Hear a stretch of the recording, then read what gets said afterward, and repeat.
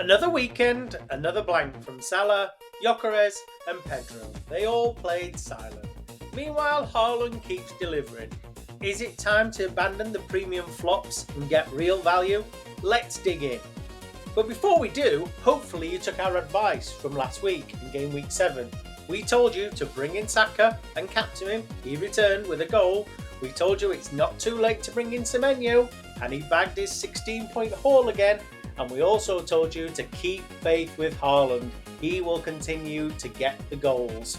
So if you want more advice like this that can help you climb the leagues, make sure you hit like and subscribe and you'll get those tips and we'll help you climb those leagues. Anyway, let's dive into this week's video.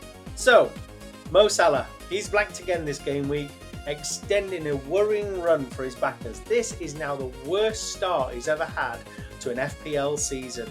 And after last year's record haul, what is the reason behind that? I said before in previous videos, I think it's more to do with the system that they're playing now and where Salah is on the pitch and where he's actually getting his chances.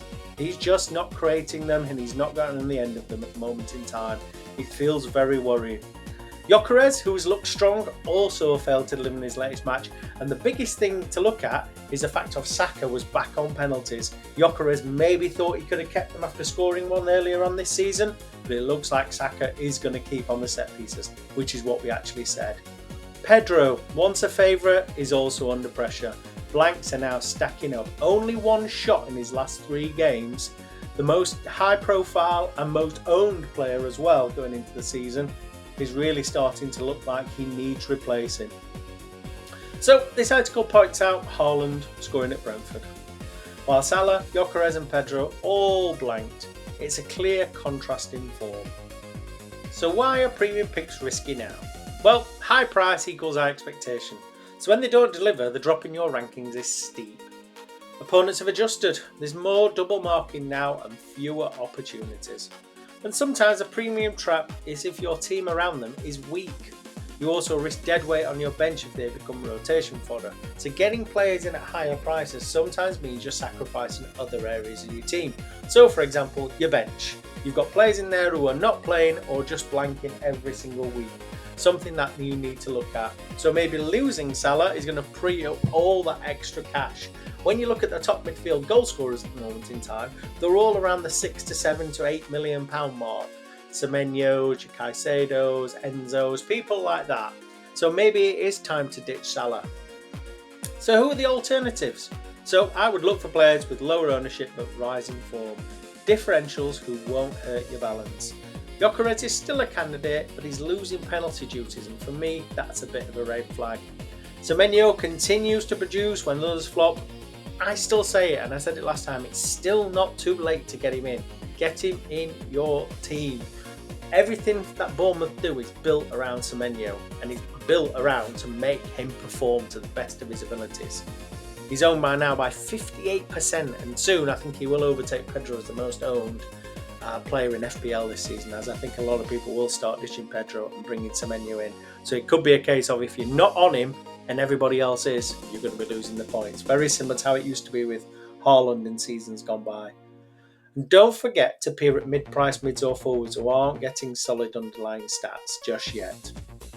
So my advice, looking at the 4 players we talked about, is Salah. For me, I'd ditch.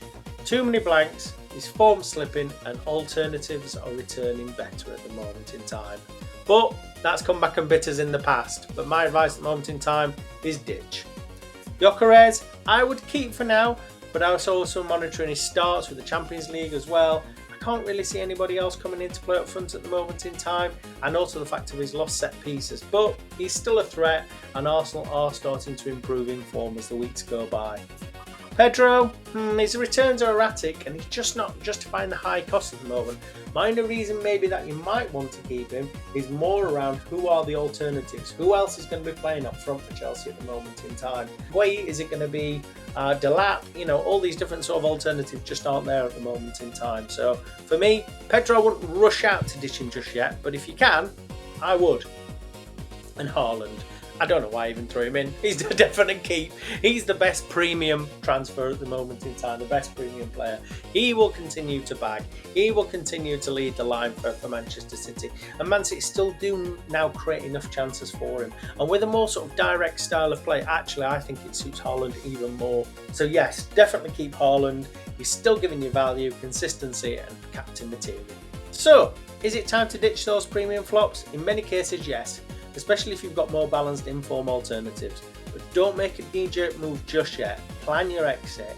But if a premium hasn't repaid its cost for several game weeks, it's worth cutting.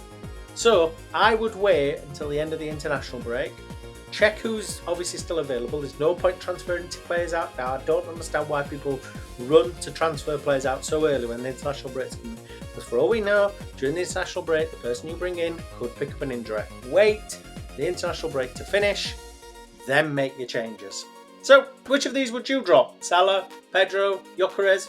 Let me know below, and hit like, subscribe if you think this will help and you rethink your FPL strategy. Until next time, goodbye.